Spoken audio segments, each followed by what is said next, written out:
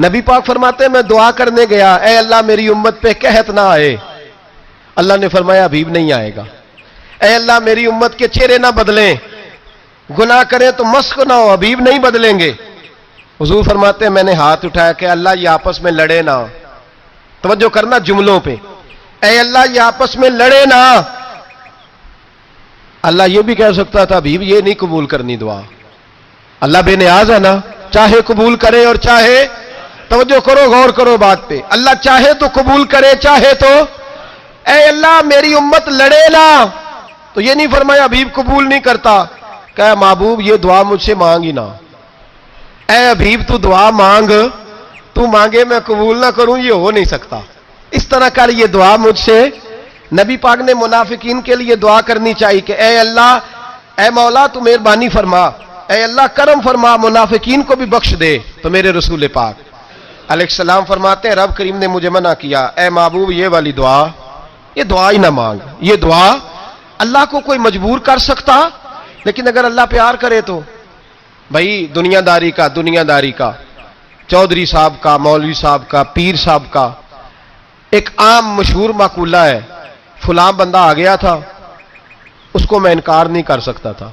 کیوں جی؟ وہ بندوق لے کے آیا تھا، کر دینا تھا انکار. فلاں آدمی آ گیا تھا پھر میں اس کو انکار، اور فلاں بندے کو ساتھ لے آیا تھا اس کو انکار ہو سکتا. کیوں جی؟ دو باتیں ہوتی ہیں، یا پیار بڑا ہے یا عزت بڑی ہے. دو ہی باتیں ہیں، یا میں اس سے پیار بڑا کرتا ہوں یا میں اس کی. اللہ اپنے نبی سے پیار بھی بڑا کرتا ہے اور اپنے نبی کی عزت بھی بڑی فرماتا ہے. بس یہ سمجھ لے بات. وسیلے کا معنی یہ ہے کہ اللہ اپنے نبی سے پیار کرتا ہے، اپنے محبوب کو اللہ بڑی عزت عطا فرماتا ہے. نبی پاک سید عالم صلی اللہ علیہ وسلم کے وسیلے کا یہ حال تھا کہ صحابہ ہر کام کے لیے دروازہ رسول پہ پہنچ جاتے. پیاس لگی تو حضور کے پاس، بھوک لگی تو نبی پاک کے پاس. حضرت ابو ہریرہ کو حافظہ چاہیے تو نبی پاک کے پاس. کسی کو اولاد کی ضرورت ہے تو وہ رسول پاک کے پاس. کسی کو طاقت کی ضرورت ہے تو وہ بھی نبی پاک کے پاس.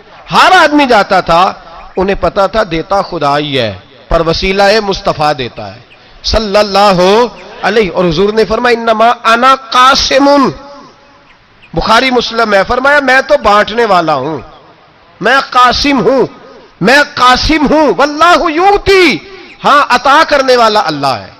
میں قاسم ہوں اور دینے والا اللہ ہے. صحابہ ہمیشہ نبی پاک کے واسطے سے دعا مانگتے. انہیں پتا تھا اگر تیرے واسطے سے مانگوں تو کوئی دعا بے اثر نہ ٹھہرے. ترمذی شریف، ابن ماجہ، دیگر تمام کتب میں، امام احمد نے اپنی مسند میں نقل کیا. حضرت عثمان ابن حنیف کہتے ہیں میں نبی پاک کے پاس بیٹھا تھا تو ایک نابینا صحابی آئے، عرض کرنے لگے یا رسول اللہ صلی اللہ علیہ وسلم میں نابینا ہوں، میرے لیے دعا کریں اللہ مجھے آنکھیں عطا فرمائے. دعا کریں. اب حضور نے پتہ کیا کہا؟ نبی پاک نے فرمایا دو باتیں ہیں، یا تو صبر کر لے یا میں دعا کر دیتا ہوں. صبر کرے گا تو اللہ جنت دے گا، یا تو صبر کر لے یا میں. صحابی بڑے پیارے تھے، کہنے لگے یا رسول اللہ جنت تو اللہ اپنے فضل سے دے گا ہی، میں نے نہیں صبر کرنا، مجھے آنکھیں چاہیے. اور پھر یہاں آ کے صبر کروں، این خزانے کے پاس جا کے صبر کروں؟ حضور میں نہیں صبر کرتا، اب دعا کریں. نبی پاک نے دعا سکھائی، فرمایا 2 نفل پڑھ جا کے اور 2 نفل پڑھ کے میرے وسیلے سے دعا کر. کیا کر؟ اللہ سے کہہ کہ اللہ میں تیرے پاس تیرے رسول کا وسیلہ لے کے آیا ہوں. اور پھر کہنا یا محمد انی توجہت الیک، کہنا ہے محمد صلی اللہ علیہ وسلم میں آپ کے وسیلے سے اللہ کی بارگاہ میں حاضر ہوں. اور پھر اللہ سے کہنا کہ اے اللہ تو اپنے نبی کی سفارش میرے حق میں قبول فرما. کون سکھا رہا ہے؟ بولیے کس کو؟ بولیے. کہا جا میرے وسیلے سے جا کے دعا کر. حضرت عثمان کہتے ہیں وہ چلے گئے، 2 نفل پڑھے، حضور کے وسیلے سے دعا مانگی. فرماتے ہیں وہ چلے گئے پر ہم کوئی نہیں گئے. آپ کیوں نہیں گئے؟ تو صحابہ کا نظریہ بتاتا ہے کہ وہ گئے اس لیے نہیں کہ ہم حضور کا معجزہ دیکھ کے ہی جائیں گے. کہتے ہم گئے نہیں. تھوڑی دیر گزری تو وہ صحابی جو اندھے گئے تھے جب واپس آئے ہیں تو اللہ نے انہیں آنکھیں عطا فرما دی. گئے تھے تو نابینا تھے، آئے تو بینا ہے. میرے نبی پاک صلی اللہ علیہ وسلم کا توسل، حضور کا وسیلہ خود حضور نے سکھایا ہے. خود نبی پاک نے اور صحابہ کرام علیہم رضوان اس مزاج پر پورے عامل تھے. حضرت عمر فاروق صحابہ میں ایک دانشور شخصیت کا نام ہے، علم کے لحاظ سے، عمل کے لحاظ سے، بصیرت کے لحاظ سے، تقوی کے لحاظ سے ایک بڑی انفرادی اور منفرد شخصیت ہے. حضرت عمر کے زمانے میں قحط پڑ گیا، بارش نہیں ہوتی، حالات بڑے دگرگوں ہیں، پریشانی ہے. لوگ سیدنا فاروق اعظم سے پوچھتے ہیں حضور اب کیا بنے گا؟ جو میں نے پہلے حدیث آپ کی خدمت میں عرض کی وہ ترمذی اور ابن ماجہ سے، اب جو حضرت عمر کی روایت عرض کر رہا ہوں یہ صحیح بخاری میں موجود ہے. حضرت عمر فاروق رضی اللہ تعالیٰ عنہ کا زمانہ مبارکہ، قلت آ گئی، قحط آ گیا، بارش شدید ہے، صحابہ پریشان ہے. جناب عمر فاروق رضی اللہ تعالیٰ عنہ سے کہتے ہیں حضور کرنا کیا ہے؟ حضرت عمر پہلے تو خاموش رہے، پھر حضور کے چچا جناب عباس کو بلایا، کوئی بات نہیں کی. جناب عباس کا بازو پکڑا اور کھلے میدان میں لے گئے. حضرت عمر دعا کرتے ہیں اور پوری امت کو دعا کا طریقہ بتلاتے ہیں. حضرت عمر کہتے ہیں اگر قبول کرانی ہے تو یہ طریقہ اختیار کرو، اگر اللہ کی بارگاہ میں دعاؤں کو مستجاب کرانا ہے تو یہ رنگ ہے جو امت مسلمہ کو میں سکھا رہا ہوں. حضرت عمر نے جناب سیدنا عباس رضی اللہ تعالیٰ عنہ کو کھڑا کیا سامنے اور دعا فرمائی، اللہم انا نتوسل الیک بنبیک، اے اللہ ہم تیری بارگاہ میں تیرے نبی کے وسیلے سے دعا کرتے ہیں، فتسقینا، ہمیں بارش عطا فرما. ہمیں کس کے وسیلے سے؟ حضور. اور پھر کہا اللہم انا نتوسلک بام نبیک، اے اللہ ہم نے اپنے نبی کے چچا کے وسیلے سے بارش عطا فرما. اے اللہ ہمیں اپنے رسول کے چچا کے وسیلے سے، حضرت عباس کے وسیلے سے بارش دے. صحابہ کہتے ہیں جب ہم گئے تھے دعا مانگنے تو خشک سالی تھی، اور جب گھروں کو آ رہے تھے تو ہمارے کپڑے بارش سے بھیگ چکے تھے. اللہ نے بارش عطا کس کے وسیلے سے؟ حضرت عباس. اچھا یہ بات یہاں قابل غور ہے، حضرت عمر کے وسیلے سے بھی دعا ہو سکتی ہے، دعا سیدنا عمر فاروق کے وسیلے سے بھی، لیکن حضرت عمر رضی اللہ تعالیٰ عنہ نے نبی پاک کے چچا، چونکہ حضرت عباس جب آیا کرتے تھے تو حضور کھڑے ہو کے استقبال فرماتے تھے آپ کو دیکھتا ہوں تو مجھے اپنے والد کی یاد آتی. حضرت سیدنا عمر نے بتلایا کہ میں اس کو لے کے جا رہا ہوں جو نبی پاک کے زیادہ قریب ہے، جو حضور کے زیادہ قریب ہے، ان کے وسیلے سے دعا فرمائی. امت کو کیا درس دیا؟ فرمایا جو بھی حضور کے قریب ہو اس کے وسیلے سے دعا کرو، اللہ تمہیں آسانیاں نصیب فرمائے گا. اب ہمارا حال یہ ہے، انتشار ہی انتشار ہے، اختلاف ہی اختلاف، شک کی شک ہے، پریشانی واضح حدیثیں موجود ہیں. میں آج ایک صاحب کو پڑھ رہا تھا، پتہ نہیں لوگ کیوں پریشانی کا شکار ہیں، کیوں لوگ اس آزمائش کا شکار ہیں. کہتے ہیں جی وسیلہ نہیں دینا چاہیے، سیدھا سیدھا نیک عمل کرو. او میرے بھائی، میں نے کہا کہ اللہ کسی وسیلے کا محتاج، اللہ محتاج نہیں، لیکن اس کی عادت ہے وہ وسیلے کو پسند فرماتا ہے. باریک بات مشکل ہوتی ہے لیکن موٹی بات تو سمجھ میں آنی چاہیے نا. کوئی شخص ایسا ہے جسے اللہ نے بغیر ماں باپ کے وسیلے کے پیدا کر دیا ہو، حالانکہ اللہ پیدا کرنے پہ قادر. حضرت آدم کو کیا ہے نا، حضرت حوا کو، جناب عیسیٰ علیہ السلام کو بغیر باپ کے پیدا، لیکن یہ اس کی عادت، وہ جب پیدا کرتا ہے تو ماں باپ کے وسیلے سے پیدا کرتا ہے، پھر جب روزی دیتا ہے تو پھر بھی کسی نہ کسی، کیا اس نے حکم دے دیا؟ روزی کون دیتا ہے؟ تو اللہ کا یہ حکم ہے کہ کنڈی لگا کے اندر پنکھا چلا کے سوئے رہو، روزی پہنچ جائے گی. کہتا اٹھ، کوئی سبب پیدا کر، باہر نکل، محنت کر، وسیلہ بنا. جو آدمی کہتا ہے جی میں کپڑے سی بھی خود لیتا ہوں، استری بھی کر لیتا ہوں، دھو بھی لیتا ہوں، اس سے سوال یہ ہے کہ بنا بھی لیتے ہو. اس کا مطلب ہے اللہ نے بندوں کو بندوں کا محتاج، بندوں کے لیے بندوں کا وسیلہ اللہ نے رکھا ہے. ہماری یہ موٹی سی بات بھی عقل میں نہیں آتی، موٹی سی بات بھی. کہتا ہے جی نہیں ڈائریکٹ، او خدا کے بندے تھوڑا غور کر، دیتا اللہ ہی ہے اور دے گا بھی اللہ ہی، لیکن جو ذرائع، جو وسیلے، جو سبب اللہ نے ہمارے لیے مقرر کیے ہیں، ہم اس سبب کا انکار کر سکتے؟ شفا کون دیتا ہے؟ دوائی لینے کس کے پاس جاتے ہو؟ تو آپ اس طرح کریں نا، چپ کر کے گھر بیٹھیں، تسبیح پڑھیں، یا شافی الامراض، یا شافی الامراض، او شفا دینے والے، او شفا دینے والے. سارا دن جی وظیفہ پڑھیں، شفا کون دے گا؟ تو وظیفہ پڑھو چپ کر کے، دوائی لینے کیوں گئے ہو؟ لیکن اللہ کے حبیب کا ہی فرمان ہے کہ بیمار ہو جاؤ تو دوائی بھی کھاؤ، پرہیز بھی کرو. یہ سارے فرمان ہمیں بتاتے ہیں کہ وسیلہ لینا، وسیلہ دینا، یہ تو اللہ تبارک و تعالیٰ کا طریقہ مبارکہ ہے. لوگ اتنی سی بات کو نہیں سمجھتے، اور قرآن نے واضح طور پہ کہہ دیا وَابْتَغُوا إِلَيْهِ الْوَسِيلَةَ. اور سورہ بقرہ گھر جا کے کھولنا، آیت نمبر 99، 80 اور 9، 99 آیت پڑھنا.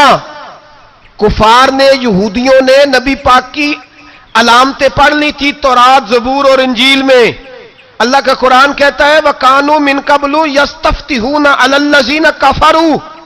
فرمایا جب میرے نبی نہیں آئے تھے تو یہ یہودی میرے رسول کے وسیلے سے اللہ سے فتح مانگا کرتے تھے، اور جب یہ رسول کا وسیلہ دیتے تھے تو اللہ انہیں فتح عطا فرماتا تھا. امام حاکم نے مستدرک میں لکھا ہے، اور امام حاکم انہی شرطوں پر حدیثیں بیان کرتے ہیں جن شرطوں پر امام بخاری اور مسلم بیان کرتے ہیں. امام حاکم کہتے ہیں کہ نبی پاک صلی اللہ تعالی علیہ وآلہ وسلم کے وسیلے سے ہر چیز اللہ عطا کرتا ہے. جناب آدم علیہ السلام زمین پہ تشریف لائے تو 300 سال نگاہ اٹھا کے آسمان کی طرف نہیں دیکھا. شرم آتی ہے مجھ سے غلطی ہو گئی، اور پھر روتے رہے 300 سال. پھر اللہ فرماتے فَتَلَقَّى آدَمُ مِن رَبِّهِ کلمات. پھر اللہ نے جناب آدم کو کچھ کلمے سکھائے جس کی برکت سے توبہ قبول کی. وہ کلمے کیا تھے؟ امام حاکم فرماتے ہیں وہ کلمے یہ تھے کہ جناب آدم کے دل میں اللہ نے ایک دن بات ڈالی، خود بات ڈالی اللہ نے دل میں. حضرت آدم کہنے لگے اے اللہ، جب میں نے آنکھ کھولی تھی تو جنت کے دروازے پہ میں نے لکھا ہوا دیکھا تھا لا الہ الا اللہ محمد الرسول اللہ صلی اللہ علیہ. جنت کے ہر پتے پر، درخت پر میں نے لکھا دیکھا تھا لا الہ الا اللہ محمد الرسول اللہ. تو جناب آدم کہنے لگے اے اللہ، وہ جو رسول جن کا نام تو نے جگہ جگہ لکھا ہے ان کے وسیلے سے ہی میری توبہ قبول فرما. تو رب کریم نے فرمایا اچھا حبیب کی بات کرتے ہو، چلو آدم فتاب علیہ انہ هو التواب الرحیم. جا میں نے تیری توبہ قبول کی، میں ہوئی بڑا مہربان، میں ہوئی بڑی توبہ قبول کرنے والا. شیخ سعدی فرمایا کرتے تھے اگر تیرے باپ کی توبہ، جناب آدم کی توبہ مصطفیٰ کے وسیلے سے قبول ہوتی ہے، تو کیوں انکاری ہو گیا ہے؟ تو کیوں انکاری ہو گیا؟ کیوں نہیں حضور کا وسیلہ مانگتا؟ میرے نبی پاک سید عالم صلی اللہ تعالی علیہ. لوگ بڑی ڈھٹائی سے انکار کرتے ہیں، بڑی دلیری سے انکار کرتے ہیں. او خدا کے بندو، یہ وسیلہ تو بڑا ضروری ہے، یہ وسیلہ تو بڑا قیمتی ہے. میرے نبی پاک صلی اللہ تعالی علیہ وآلہ وسلم نے خود یہ وسیلہ سکھایا. صحابہ اس کے قائل تھے. حضرت عائشہ صدیقہ کے پاس لوگ آئے، آ کے عرض کیا اے اماں جی بارش نہیں ہوتی، قحط پڑ گیا ہے. اس بات کو نا ذرا دل کی گہرائیوں سے سننا.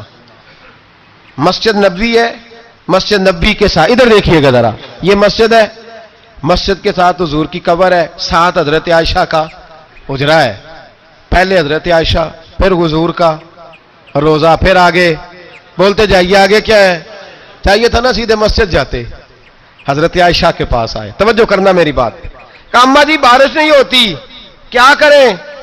اماں جی نے مسجد نہیں بھیجا، کہنے لگی اس طرح کرو حضور کے دروازے پہ جاؤ، اور جا کے نا نبی پاک جہاں دفن ہے وہاں تھوڑی سی نا جو حضور کے سر والی جگہ ہے نا قبر پہ، وہ چھت تھوڑی سی کھول دو، چھت کھول دو. صحابہ کہتے ہم گئے جہاں حضور کی قبر انور تھی، حضور آرام فرماتے، سرانے والی سائڈ سے تھوڑی سی چھت کھولی، ابھی کھولی تھی اللہ نے فوراً بارش عطا فرما دی. فوراً کہتے ہیں جب بارش ہوئی تو ہم مسجد میں شکرانے کے نفل پڑھنے چلے گئے، حضرت عائشہ کے وسیلے پہ، روضہ رسول پہ. اور روضہ رسول کے وسیلے سے اللہ کی یہ طریقہ تو ہمیں صحابہ سکھا رہے ہیں. باخدا خدا کا یہی ہے در، نہیں اور کوئی مفر مکر، جو وہاں سے ہو یہیں آ کے ہو، جو یہاں نہیں تو وہاں نہیں. صحابہ تو دروازے رسول پہ جا رہے ہیں، ایک بار نہیں بار بار جا رہے ہیں. تو اکڑ کے پھر رہا ہے، اکڑ کے پھر رہا ہے. بڑی ضروری ہے یہ بات کرنی، بڑی ضروری، اور یہ بات آپ کے لیے سیکھنی. ذرا غور کریں، شیطان کی غلطی کیا ہے پتہ ہے آپ کو؟ اللہ کو نہیں مانتا تھا. شیطان کی غلطی کیا تھی؟ بولیں کس کو؟ ہے لا الہ الا اللہ کو نہیں مانتا تھا، اللہ کو نہیں مانتا تھا. نہیں تو پتہ ہی نہیں نا اس گل کا. اور میں تمہیں اگر پوچھا نا اج دی خبر کی یہ تازی، تو تمہیں پتہ ہے اور بھائی اس کو بھی سمجھیں، یہ عقیدہ ہے، یہ ایمان ہے، میری منت ہے، اس کو سمجھ لو، یہ کام آئے گا۔ یہاں عجیب رٹا ہے، یہاں لوگ معاذ اللہ تبارک و تعالی اللہ کا نام لے کے در رسول سے دور کر رہے ہیں۔ بہت بڑا دھوکہ ہے، بہت بڑی زیادتی ہے، امت کے دلوں پر خنجر چلتا ہے، اور میرا تو کلیجہ پھٹتا ہے جب میں ایسی تحریریں پڑھتا اور سنتا۔ یار تو کیا بیان کر رہا ہے؟ ڈر اللہ سے مرنا نہیں، نبی پاک کو منہ نہیں دکھانا، تو کیا کر رہا ہے؟ بتا نا شیطان کی غلطی کیا تھی؟ وہ تو صاف ستھری بات کر رہا تھا، یا اللہ ایک نہیں تو لاکھ سجدہ کرا میں تجھے کرتا ہوں۔ اللہ نے فرمایا ادھر آنا، میرے محبوب کو سجدہ کر۔ کہنے لگا نہیں کرتا، فرمایا فخرج فإنک رجیم، نکل جا تو لعنتی ہے۔ جو حضرت آدم کو وسیلہ نہ مانے وہ لعنتی ہے، اور جو روضہ رسول پہ کھڑا ہو کے کہے میں نبی کو وسیلہ نہیں مانتا، جو دروازے رسول پہ پہنچ کے کہے میں نبی پاک کو وسیلہ نہیں مانتا، جو مصطفیٰ کے وسیلہ ہونے کا انکار کرے، تو کہتا ہے کہ دنیا میں وسیلہ نہیں مانتا۔ اللہ تو قیامت کے دن بھی کہتا ہے جو مصطفیٰ کے پاس سے ہو کے آئیں گے میں بخش دوں گا۔ شفاعتی لأہل الکبائر من امتی، حضور فرماتے ہیں موٹے موٹے گناہگار آتے جائیں گے، کالی کملی کے نیچے چھپاتا جاؤں گا، جنت میں بھیجتا جاؤں گا۔ وہاں قیامت میں تیری معافی نہیں ہو رہی، تو یہاں نہیں مان رہا۔ بریلی کے امام فرماتے ہیں آج لے ان کی پناہ، آج مدد مانگ ان سے، کل نہ مانیں گے قیامت میں اگر۔ اور دیکھ تو کہتا ہے میری نمازیں، میرے روزے، میری زکاتیں، میرا جہاد کام آئے گا۔ سن، حضرت عبد الرحمن ابن عوف صحابہ میں سے تگڑا آدمی، اتنا بڑا شخص، اتنا بڑا آدمی کہ جس کے پیچھے میرے رسول نے نماز ادا فرمائی ہے، اتنا بڑا شخص، ہر جہاد میں سب سے پہلے، سب سے امیر تھے، صدقات خیرات بڑھ بڑھ کے دیتے تھے، ساری نیکیاں ہیں۔ ایک بی بی نبی پاک کے لیے قمیض بنا کے لائی، ایک حدیث یہ ہے، یہ بخاری مسلم ہے، ایک حدیث یہ ہے کہ چادر بنا کے لائی، چادر بنا کے لائی، بڑے اچھے نقشار نکالے، دروازہ رسول پہ آئی، حضور میری قبول کر لیں۔ نبی پاک نے چادر اوڑی، اگرچہ ان کا نام شارحین نے لکھا ہے، صحیح حدیث میں صرف ایک صحابی کے لفظ ہے۔ شارحین کہتے ہیں کہ وہ عبد الرحمن ابن عوف تھے، چلو یار کوئی اور بھی تھے تو صحابی تو تھے نا، صحابی سے زیادہ تو نیک عمل ہم نہیں نہ کر سکتے، وہ صحابی تھے، یہ حضرت عبد الرحمن ابن عوف تھے۔ آئے، آ کے کہنے لگے یا رسول اللہ بڑی پیاری لگ رہی ہے آپ کو چادر۔ حضور بنانے والے نے تو بڑی بنائی تھی، پر جب آپ پہ آئی ہے پھر تو نور نالا نور ہی ہو گئی ہے۔ حضور بڑی پیاری، کیا بات ہے، کیا بات ہے، مکھ چند بدر شاہ شانی ہے، متھے چمک دی لاٹ نورانی ہے، کالی زلف تے اکھ مستانی ہے، مخمور اکھی ہن مد بریاں۔ سبحان اللہ، سبحان اللہ، سبحان اللہ، ما اجملکا ما اکملکا۔ اور جو آخر میں بات کی وہ بڑی بڑی منفرد ہے، کتھے مہر علی تے کتھے تیری ثنا، مشتاق اکھی کتھے جاڑیاں۔ پھر کہنے لگے کوئی مثل نہ ڈھولن دی، تو چپ کر مہر علی ایتھے جا نہیں بولن دی، تو چپ کر مہر علی ایتھے جا نہیں لم جاتی نظیر کا فی نظر مثلے، تو نشد پیدا جانا ایتھے جا نہیں بولن دی۔ جناب عبد الرحمن، حضور کیا بات ہے، والضحا واللیل اذا سجا، حبیب کیا بات ہے۔ حضور نے فرمایا تجھے اچھی لگ رہی ہے؟ کہ حضور بڑی اچھی لگ رہی ہے، قربان جاؤں، کون دیتا ہے دینے کو منہ چاہیے، دینے والا ہے سچا ہمارا نبی۔ حضور نے فوراً چادر اتاری، کہ عبد الرحمن لے لو، دے کے حضور چلے گئے۔ صحابہ گرد کٹھے ہوئے، محفل کا رنگ ہی بدل گیا۔ تھوڑی دیر پہلے مسکراہٹ تھی، ایک صحابی غصے سے بولے، کہنے لگے عبد الرحمن یار تو تگڑا بندہ ہے، تو چاہے تو ابھی باہر جا کے 100 چادر اس طرح کی خریدے، حضور تو کسی کی قبول ہی نہیں کرتے، بڑی مشکل سے کسی کی چیز لیتے ہیں، غریب کا خیال رکھتے ہیں۔ حضور نے قبول کر لی تھی تو عجیب آدمی ہے، تو نے مانگ لی، یہ خیال نہیں آیا۔ پہلے مسکراہٹیں تھیں جب حضور اور جناب عبد الرحمن، اب سنجیدگی آئی۔ اب سنجیدگی کے فوراً بعد جب صحابی نے سوال کیا تو محفل میں آنسو آ گئے، حضرت عبد الرحمن رو پڑے، نمازیں بھی ہیں، جہاد بھی ہے، پر فخر نہیں کسی بات پہ رو پڑے۔ کہنے لگے او بیلیا تیرا کیا خیال ہے، میں نے اوڑھنے کے لیے لی ہے، پہننے کے لیے لی ہے؟ فرمانے لگے نہیں، اللہ کی عزت کی قسم، میں نے تو اس لیے لی ہے جب مروں گا تو گھر والوں کو کہوں گا مجھے نبی پاک کی چادر میں کفن دینا، اٹھانا بخاری پڑھنا، حضور کی چادر میں کفن دینا، اس لیے کہ مجھے پتا ہے جب مصطفیٰ کی چادر اوڑھ کے جاؤں گا تو اللہ بے حساب ہی بخشش فرما دے گا۔ تو نبی پاک کے وسیلے کا قائل نہیں، یہاں چادر کی بات ہو رہی ہے۔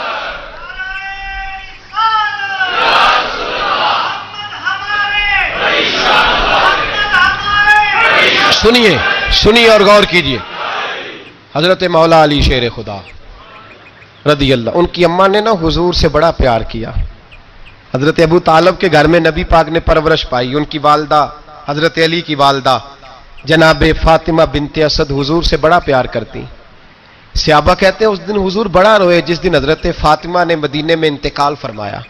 فاطمہ بنت اسد جناب علی کی والدہ فرماتے ہیں جب خبر ملی کہ حضرت علی کی والدہ وصال کر گئی تو حضور رونے لگے، فرمایا وہ علی کی نہیں، وہ تو میری ماں تھی، میری اماں تھی۔ امام ابو نعیم نے لکھا ہے، کہتے ہیں حضور نے فرمایا جب میری اماں کو غسل دینے لگو نا، کفن پہنانے سے پہلے مجھ سے پوچھ لینا۔ صحابہ کہتے ہیں کفن دینے سے پہلے عورتیں آئیں، حضور کیا کرنا ہے؟ نبی پاک اندر گئے، جو قمیض پہنی ہوئی تھی وہ اتار کے دی، فرمایا چٹے رنگ کا سفید رنگ کا کفن نہ دینا، میرا کرتا پہناؤ میری اماں کو۔ حضور نے کفن دیا۔ حضرت ابو ذر غفاری فرماتے ہیں جب جنازہ پڑھ لیا نا تو نبی پاک فرمانے لگے قبر صحیح بنائی ہے تم نے؟ حضور صحیح بنائی ہے، فرمایا نہیں لگتا نہیں۔ فرماتے ہیں یہ کہتے کہتے میرے نبی قبر میں اتر گئے، میری آنکھیں برس پڑی، میں نے کہا علی کی اماں رب تجھ سے کیا حساب لے گا، ساری رحمتیں تو پہلی تیری قبر میں آ گئی۔ عشق سرکار کی ایک شمع جلا لو دل میں، بعد مرنے کے قبر میں بھی اجالا ہوگا۔ نبی پاک قبر میں لیٹے پھر بیٹھے، فرمایا صحیح ہے قبر۔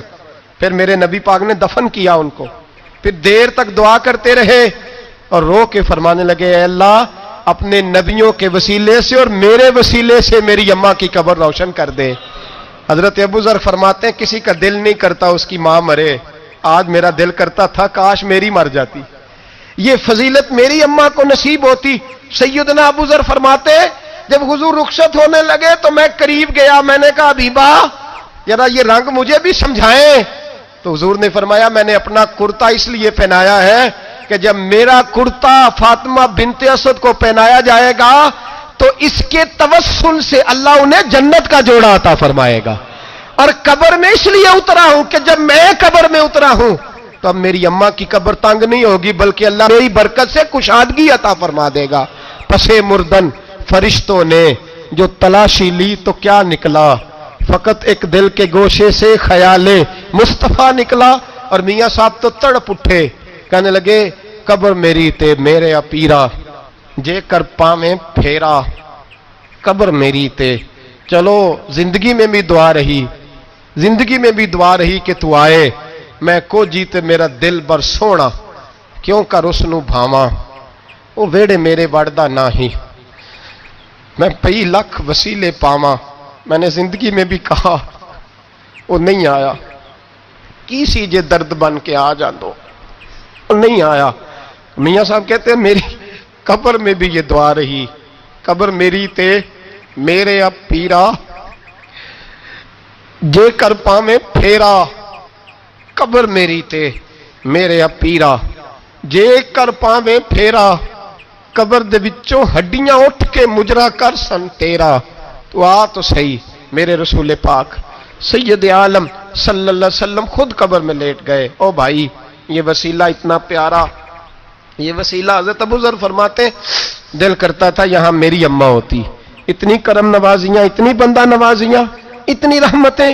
حضور نے خود حضرت زینب نبی پاک کی صاحبزادی بڑی بیٹی کا وصال ہوا، حضور اس دن بھی بڑا روئے اور فرمایا جب میری بیٹی کو غسل دے لو تو پہلے مجھے بتانا، کفن نہ دینا۔ صحابہ کہتے ہیں حاضر ہوئے، یا رسول اللہ بی بی صاحبہ کو غسل دے لیا کیا کرنا ہے؟ تو حضور نے اس دن بھی کرتا اتار کے دیا، فرمایا میری قمیض میں میری۔ او بھائی یہ وسیلہ نہیں، یہ تجھے وسیلہ۔ ایک صحابی حضرت ابو معذورہ، شریعت میں کندھے تک بال رکھنا جائز ہے، اس صحابی کے اتنے لمبے بال تھے کہ جب وہ بیٹھتے تھے تو نیچے دب جاتے تھے۔ لوگوں نے منع کیا کٹواتا کیوں نہیں؟ فرمانے لگے نہیں کٹوانے۔ کہا کیوں؟ فرمانے لگے قبر میں لے کے جانے، قبر میں۔ کہا کیوں؟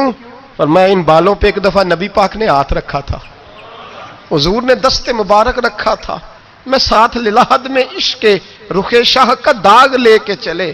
ہم نے اندھیری رات سنی تھی چراغ. عبداللہ بن عتیق صحابی ہیں, حضور نے گستاخ قتل کرنے بھیجا, انعام دیے. انتقال کا وقت آیا تو بچوں کو بلایا, کہنے لگے یہ ایک ڈنڈا ہے, عصا ہے, جب مروں تو میری قبر میں رکھنا. کہا ابا جی سنا نہیں کبھی کسی نے ڈنڈا قبر میں رکھا ہو, عصا آپ کی قبر میں کیوں رکھے؟ فرمایا بیٹا تمہیں پتہ نہیں, یہ معمولی نے, یہ وہ ہے جو میرے رسول نے مجھے دیا تھا, یہ میری قبر میں, قبر میری تے میرے اب پیرا جے کر پا میں پھیرا, قبر دے وچوں ہڈیاں اٹھ کے مجرا کن سن تیرا, پسے مردن فرشتوں نے جو تلاشی لی تو کیا نکلا, فقط ایک دل کے گوشے سے خیال حضرت انس بن مالک کہتے ہیں مر جاؤں تو حضور کے منہ مبارک میری زبان کے نیچے رکھ دینا. حضرت امیر معاویہ فرماتے ہیں میرے پاس حضور کے ناخن ہے, جب میں مروں تو میرے کفن میں رکھ دینا. میرے اعلیٰ حضرت فرماتے ہیں ہمارے پاس کوئی شے نہیں, کوئی شے نہیں, نہ ہمارے پاس حضور کے بال مبارک, ہم کم نصیبوں کے پاس, ہم غریبوں کے پاس نہ منہ مبارک, تو حضور آپ کے پاس کیا ہے؟ فرمانے لگے لحد میں عشق رخ شاہ کا داغ لے کے چلے. کہنے لگے کلیجہ پھاڑ کے دیکھو اندر دل پہ میں نے نبی کا نام جو لکھا ہوا ہے. لحد میں عشق رخ شاہ کا داغ لے کے چلے. ہم نے اندھیری رات سنی تھی چراغ لے کے چلے. حضور کا, نبی پاک صلی اللہ علیہ وسلم کا وسیلہ جو ہے, اس موضوع پر ہی بولتے جانے کو دل کر رہا ہے, لیکن اس عنوان کو ختم بھی کرنا ہے. ایک ہے حضور کا وسیلہ, ایک ہے اولیاء کا وسیلہ. یہ بات بھی 2-4 منٹ میں سمجھ لیں. صحیح بخاری مسلم میں میرے نبی پاک نے فرمایا ہے, حضور فرماتے ہیں لوگ جہاد کرنے جائیں گے, ایک زمانہ آئے گا میرے بعد لوگ جہاد کریں گے, پوچھا جائے گا تم میں کوئی صحابی ہے؟ کہا جائے گا ہے, تو نبی پاک فرماتے ہیں صحابی کی وجہ سے اللہ فتح عطا فرما دے گا. گویا ولی کا وسیلہ دینا. حضور فرماتے ہیں پھر لوگ جہاد کرنے جائیں گے تو پوچھا جائے گا مسلمانوں سے تم میں کوئی صحابی ہے؟ کہیں گے کوئی نہیں. کہا کوئی تابعی ہو صحابی کو دیکھنے والا؟ کہا جائے گا ایک ہے. تو فرمایا اس تابعی کی برکت سے اللہ فتح عطا فرما دے گا. نبی پاک فرماتے ہیں بخاری مسلم کے لفظ ہیں, پھر پوچھا جائے گا لوگ جہاد کرنے جائیں گے کوئی صحابی ہے؟ کوئی نہیں. کوئی تابعی ہو؟ کوئی نہیں. کوئی صحابی کو دیکھنے والے کو دیکھنے والا تبع تابعی ہو؟ ایک تبع تابعی ہے. تو نبی پاک فرماتے ہیں اس کی برکت سے ہی اللہ فتح عطا فرما دے گا. مشکات میں بخاری میں موجود ہے. نبی پاک فرماتے ہیں یہ جو اللہ تم پہ بارشیں برساتا ہے, تمہیں رزق دیتا ہے, یہ تمہارے ضعیف لوگوں کے وسیلے سے اللہ دیتا ہے, یہ کمزوروں کے وسیلے سے دیتا ہے.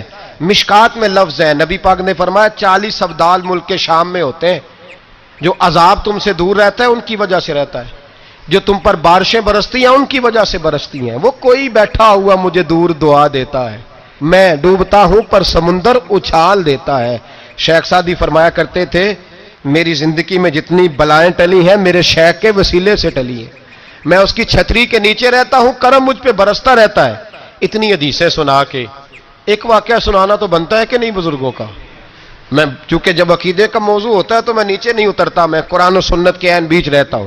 ایک بات, مرید ہو گیا محمود غزنوی حضرت ابو الحسن خرقانی کا, بیعت ہو گیا, آنے جانے لگا. ایک دن کہنے لگا حضور کوئی تحفہ ہی دے دے, تو حضرت نے کرتا اتار کے دیا, کرتا دیا. یہ کسی کے پاس ہو تو بڑی نعمت ہوتی ہے, کسی بزرگ کا کوئی تبرک, کرتا دیا. فرمایا جب بہت زیادہ کوئی مسئلہ بن جائے تو کرتا سامنے رکھ کے دعا کرنا, اللہ تجھے فتح دے گا. محمود سومناتھ کے مندر توڑ رہا تھا, 2 4 5 دفعہ حملہ کیا, فتح نہیں ہوتی. اپنے شیخ کا جبہ رکھا ہے, اللہ اس کی برکت سے ہی فتح دے دے. کہتا میں نے جبہ رکھ کے دعا مانگی, اگلے دن حملہ کیا تو اللہ نے فتح عطا فرما دی. محمود کہتا فتح ہو گئی, میں رات کو سویا, حضرت ابو الحسن خرقانی خواب میں ملے, اور بابا جی کو میں نے دیکھا تو چہرے پہ جلال ہے. میں نے کہا حضور آپ ناراض ہیں؟ کہنے لگے محمود تو نے کوئی قیمت نہیں ڈالی میرے کرتے کی. یہ جملہ آپ کو زیادہ سمجھ آئے گا. کہنے لگے تو ککھ مول نہیں پایا, کوئی قیمت نہیں ڈالی تو نے میرے کرتے کی, بس ایک فتح. کہ حضور کیا مطلب؟ فرمانے لگے یہ میرے وجود سے لگا ہوا جبہ تھا, میں وہ شخص ہوں جس نے زندگی پر وہ کام کیا جس میں اللہ رسول راضی ہیں, اپنے آپ پہ پابندیاں لگا کے رکھی ہیں, رب نے اپنے فضل سے بڑا نوازا ہے. فرمایا اگر تو میرا جبہ سامنے رکھ کے یہ دعا مانگتا نا اے اللہ ہندوستان کے سارے ہندوؤں کو ایمان کی توفیق دے دے. اللہ نے سب کو کلمے کی توفیق دے دینی تھی. اب ہمارے ہاں علم سیکھنے کے لیے لوگ، فیض سیکھنے کے لیے کچھ لوگوں کی صحبت بھی اختیار کرتے ہیں، سنگت بھی اٹھاتے ہیں، اور لوگ جب جاتے ہیں پیری مریدی کے سلسلے میں تو بعض اوقات یہ سوچتے ہیں کہ کوئی رش زیادہ ہو، بعض اوقات خیال ہوتا ہے گدی بہت بڑی ہو، بعض اوقات خیال ہوتا ہے پیر صاحب مشہور و معروف ہوں، بعض کا خیال ہوتا ہے کہ نسل در نسل سجادہ نشین چلے آ رہے ہوں. مختلف قسم کے لوگ لوگوں کے پاس جا کے بیٹھتے ہیں. داتا صاحب ہماری رہنمائی کرتے ہیں 1000 سال پہلے، اور ہمیں ایک نسخہ بتاتے ہیں. آپ فرماتے ہیں یاد رکھنا 3 قسم کے لوگوں کی صحبت سے اجتناب کرنا. اپنا ذہن بنا لینا کہ ہر جگہ وقت گزر سکتا ہے پر ان لوگوں کے ساتھ وقت نہیں گزر سکتا.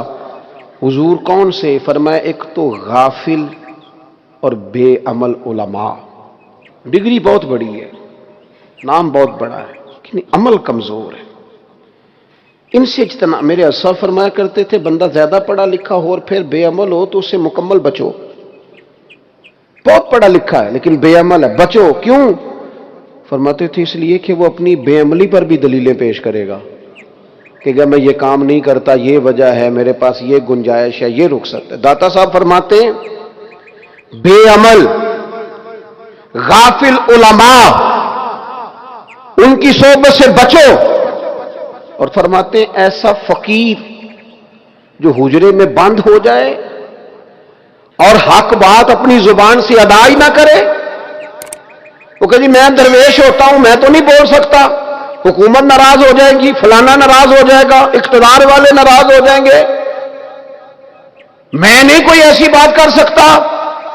قوم پریشان ہوتی ہے تو ہوتی رہے، مہنگائی کا شکار ہے تو ہوتی رہے، غریبوں پر ظلم ہوتا ہے تو ہوتا رہے. جو فقیر اس طرح کا ہے جو فاقہ مست ہو گیا ہے، جھوٹ کو جھوٹ نہیں کہتا، ظالم کو ظالم نہیں کہتا، فرمایا ایسے فقیر کی صحبت سے بچو.